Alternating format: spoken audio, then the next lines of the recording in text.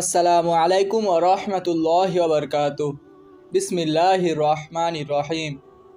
অজু ছাড়া কুরআন পড়া। হাদিস নাম্বার 171।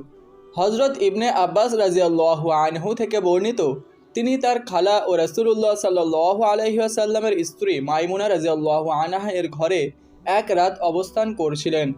তিনি বলেন, আমি বিছানায় আড়াআড়ি করে শুলাম এবং রাসূলুল্লাহ সাল্লাল্লাহু আলাইহি ওয়াসাল্লাম ও তার স্ত্রী মাইমুনা লম্বালম্বি শুলেন।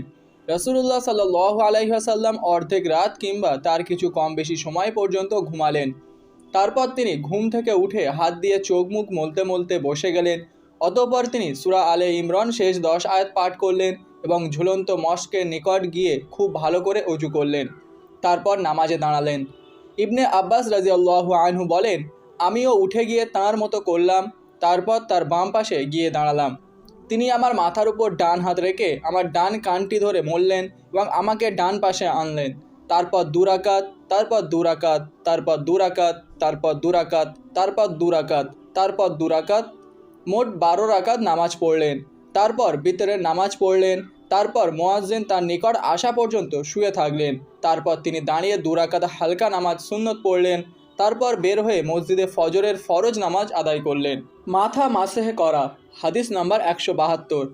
হযরত ইয়াহিয়া আল মাজিরি রহমাতুল্লাহ আলাইহি থেকে বর্ণিত, এক ব্যক্তি আব্দুল্লাহ ইবনে যায়েদ রাদিয়াল্লাহু আনহুকে, তিনি আমর ইবনে ইয়াহিয়ার দাদা, জিজ্ঞেস করল, আপনি কি আমাদের দেখাতে পারেন রাসূলুল্লাহ সাল্লাল্লাহু আলাইহি ওয়াসাল্লাম কীভাবে অজু করতেন? হযরত আব্দুল্লাহ ইবনে যায়েদ রাদিয়াল্লাহু আনহু বললেন, হ্যাঁ। তারপর তিনি পানি আনান, হাতের উপর সে পানি ঢেলে দুবার ধোন, তারপর কুলি করেন এবং 3 বার নাকে পানি দিয়ে পরিষ্কার করেন। তারপর 3 বার চেহারা ধৌত করেন। উভয় হাত কুনুই পর্যন্ত 2 বার করে ধৌত করেন। 2 হাত দিয়ে মাথা মাসেহ করেন, অর্থাৎ হাত দুটো সামনে এবং পেছনে নেন। মাথার অগ্রভাগ থেকে আরম্ভ করে উভয় হাত গর্দান পর্যন্ত নেন। তারপর আবার যেখান থেকে নিয়েছিলেন সেখানেই ফিরিয়ে আনেন। তারপর 2 পা ধৌত করেন। অজুতে রাসূলুল্লাহ সাল্লাল্লাহু আলাইহি ওয়াসাল্লামের পানি ব্যবহার। হাদিস নাম্বার 174। হযরত আবু যুহাইফা রাদিয়াল্লাহু আনহু থেকে বর্ণিত, তিনি বলেন, একদিন দুপুরে রাসূলুল্লাহ সাল্লাল্লাহু আলাইহি ওয়াসাল্লাম আমাদের সামনে বেরিয়ে এলেন। অজুর পানি দেয়া হলে তিনি অজু করেন। লোকেরা তার অজুর পানি নিয়ে গায়ে মাখতে লাগলো। অতঃপর রাসূলুল্লাহ সাল্লাল্লাহু আলাইহি ওয়াসাল্লাম জোহরের 2 রাকাত ও আসরের 2 রাকাত নামাজ আদায় করেন এবং তার সম্মুখে একটি লাঠি রাখা ছিল। হাদিস নাম্বার 175।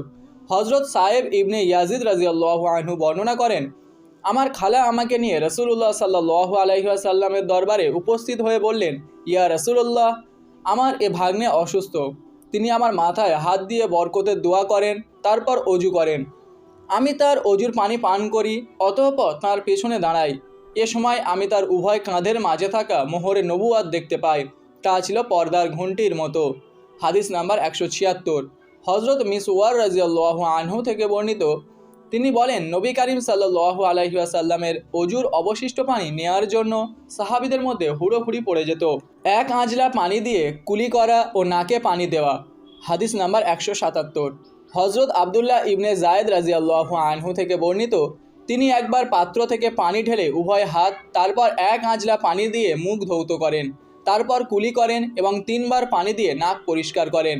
2 বার করে উভয় হাত কনুই পর্যন্ত ধৌত করেন এবং মাথার সামনের ও পেছনের অংশ মাসহ করেন। তারপর উভয় পা গিরা পর্যন্ত ধৌত করেন। এসব শেষে বলেন, রাসূলুল্লাহ সাল্লাল্লাহু আলাইহি ওয়াসাল্লামের অজু এরূপ ছিল। হাদিস নাম্বার 178। হযরত আব্দুল্লাহ ইবনে যায়েদ রাদিয়াল্লাহু আনহুকে রাসূলুল্লাহ সাল্লাল্লাহু আলাইহি ওয়াসাল্লামের অজু সম্পর্কে জিজ্ঞেস করা হলে তিনি পানির একটি পাত্র আনালেন এবং তা থেকে পানি নিয়ে লোকদেরকে অজু করে দেখালেন। তিনি 2 হাতের উপর কবজি পর্যন্ত পানি ঢেলে তা 3 বার ধৌত করলেন। তারপর তার হাত পানির পাত্রে প্রবেশ করিয়ে 3 বার কুলি করলেন। 3 বার নাকে পানি দিলেন এবং 3 বার নাক ঝাড়লেন। তারপর তার হাত পাত্রের মধ্যে প্রবেশ করিয়ে 3 বার মুখমণ্ডল ধৌত করলেন। অতঃপর তার হাত পাত্রের মধ্যে প্রবেশ করিয়ে 2 হাতের কনুই পর্যন্ত 2 বার ধৌত করলেন। তারপর তার হাত পাত্রের মধ্যে প্রবেশ করিয়ে মাথা মাসেহ করলেন, হাত অগ্র পশ্চাৎ সঞ্চালন করেন। তারপর তার হাত পাত্রের মধ্যে প্রবেশ করে 2 পা গোড়ালি পর্যন্ত ধৌত করলেন। ইমাম বুখারী বলেন, আমার নিকট মুসা ওয়াহিব থেকে বর্ণনা করেছেন এবং বলেছেন, তিনি নবী করিম সাল্লাল্লাহু আলাইহি ওয়াসাল্লাম নিজের মাথা একবার মাসেহ করেছেন। নারী পুরুষ একই পাত্র থেকে অজু করা। হাদিস নাম্বার 179। হজরত আবদুল্লাহ ইবনে ওমর রাজিয়াল্লাহু আনহু থেকে বর্ণিত, তিনি বলেছেন, রাসূলুল্লাহ সাল্লাল্লাহু আলাইহি ওয়াসাল্লামের সময় নারী ও পুরুষ একত্রে একই পাত্র থেকে অজু করতেন। একবার মাথা মাসেহ করা। হাদিস নাম্বার 180।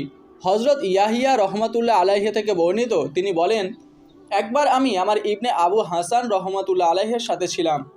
তিনি বলেন, আমি আবদুল্লাহ ইবনে জায়েদ রাজিয়াল্লাহু আনহুকে রাসূলুল্লাহ সাল্লাল্লাহু আলাইহি ওয়াসাল্লামের অজু সম্পর্কে জিজ্ঞেস করলে তিনি পানি আনিয়ে অজু করে তাদের দেখান।